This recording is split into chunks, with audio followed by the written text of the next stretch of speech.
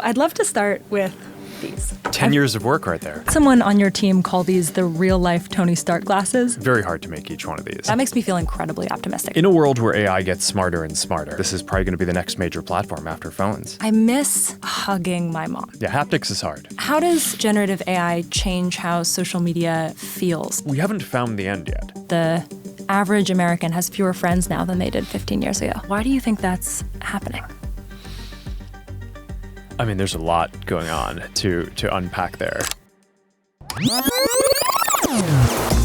I'm about to interview Meta CEO Mark Zuckerberg. Mark Zuckerberg. There are not that many people with more power over what our future might look like. Nearly half the total human population now uses Meta products. And I just tested some of their new tech that feels like science fiction. This is crazy. Mark Zuckerberg and the team at Meta are imagining a future that billions of other people might actually end up living in. So my goal for this conversation is to try to figure out what that future really looks like, to paint a picture of the future Mark Zuckerberg is trying to build, so that you can decide for yourself what you think of it. Welcome to the first episode of our new series, Huge Conversations.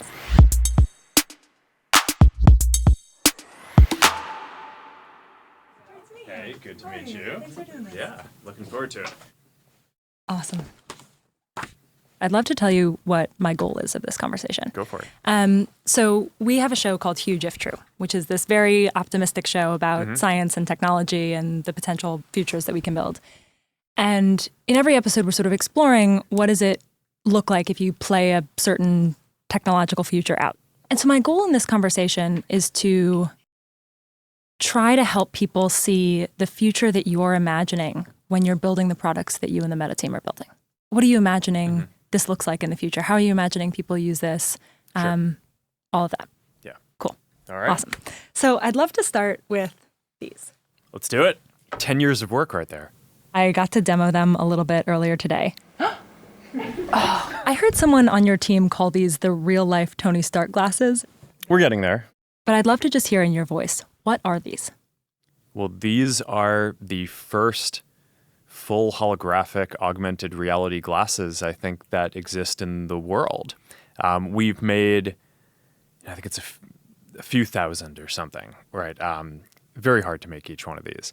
But this is the culmination of 10 years of research and development that we've done to basically miniaturize all the computing that you need to have glasses, not a headset, but glasses that can put full holograms into the world with a wide field of view. So you can imagine sort of in the future, we'd be having a version of this conversation where, you know, maybe I or you are not even here. It's like one of us is physically here and the other one is here as kind of a full body hologram.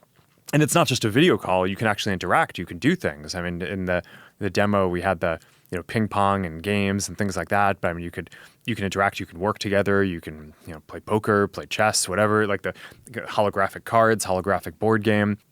I just think it's going to be wild. It's going to remake, I think, so many different fields that we think about today, from how we work and productivity to a lot of things around science, a lot of things around education, entertainment, fun, gaming.